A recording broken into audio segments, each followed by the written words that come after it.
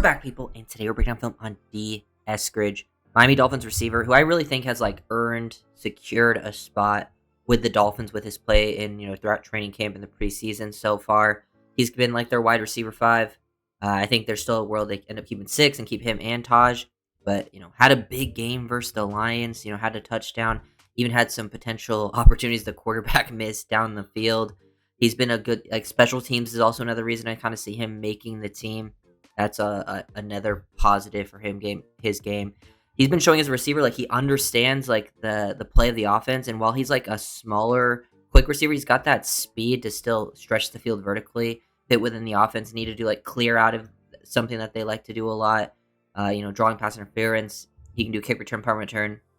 He did have a fumble in the Lions game, but it was something that he made up for pretty much immediately, able to bounce back, which is huge. But I do feel like Eskridge is kind of ahead, and then just gives you a lot of value kind of all around. It seems like he's playing the best football of his career. He looks comfortable. The timing of the stuff that he does within the offense, I think, looks at his best as well. And he just is a really good scheme fit. And I'm excited to see sort of how he makes plays. He'll be your wide receiver 5, but at a pretty impactful wide receiver 5 in terms of the things he can do on special teams. And if he does have to come in, even if he's not making catches, he can still stretch the field vertically. If Tyreek and Waddle have to come out, he can still go out there, stretch the field vertically, and help make space for other players. And he can also just be an underneath threat. Here, this is the yak. Running, the shallow cross. Dolphins running mesh. He gets open pretty naturally. Makes a nice catch here. Ball's thrown to his back, hip, and low, and he's able to, make the adjustment, flip his hips around, and then just really good job finishing into the end zone. Gives a little hesitation there to freeze the DB, and then accelerate to the corner, work through contact. He's another one that, even though he's a smaller receiver, he plays with pretty good toughness and play strength for his size. He's able to finish into the end zone. And he clearly looks when he was out there, this was early in the game, playing against, second-team Lions players. Clearly looked like one of the best players on the field, which I think shows that he's pretty, definitely a rosterable guy. Here he is on the outside. I think he's for the smaller receivers, I think Malik and Taj do a lot of their damage from the slot. I actually think Eskridge, while can play slot, is actually more of an outside receiver, which I think gives him something nice. But look at this acceleration. He kind of starts out with kind of gliding off the ball, and then once he hits 4 or 5 yards down the field, he hits this acceleration, and look at him just fly past that DB.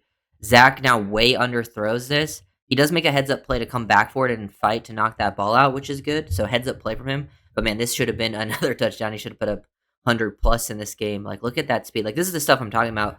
Imagine you can't always have Tyreek and Waddle on the field.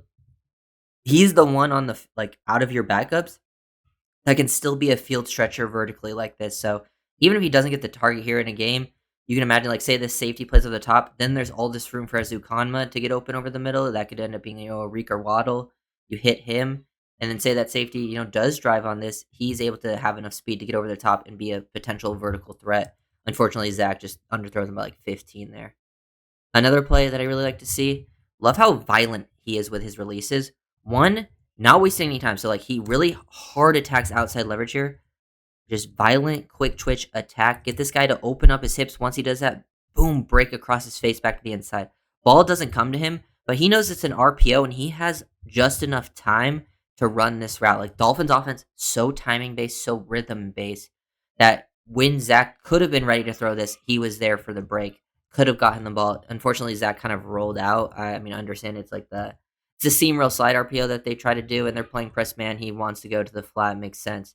But yeah, Eskridge runs a pretty good route there. Here on play action boot, just looks super comfortable working across the field. He can be a vertical and a horizontal stretcher.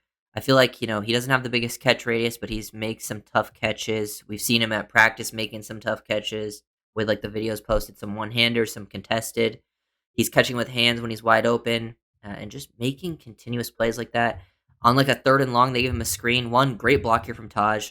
Larry Borum also does his job. Got to give them their credit. Eskridge does a great job working off of those blocks, having that yak presence. Being a guy that's a special teamers, punt return, kick returner.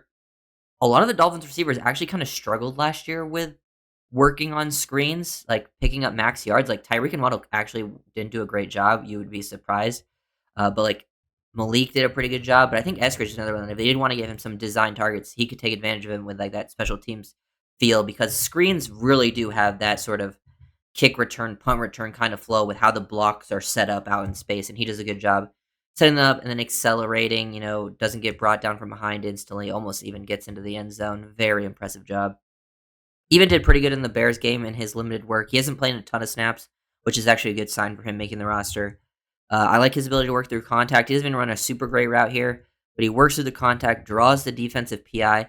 He actually somehow almost snags this. Like, he doesn't pull it in there, but he does completely stop that ball. Like, he doesn't just touch it. He almost pulls it in, just doesn't finish the catch. While getting DPI'd, almost snagging this with one hand, shows me that he's got some ball skills to work with to bring that down. And then, yeah, here's a couple special teams play to end it out. Punt return. He had a fumble on the first play where he got hit and fumbled. At least he didn't fumble like the actual punt. I feel like that's more concerning because that's usually where the fumbles happen on a punt return, like just not bring it in. But you can see here, completely flip the field. You do end up getting a block in the back somewhere. They called something a block in the back. I'm not sure which one. I guess it was that. Pretty weak call, to be honest.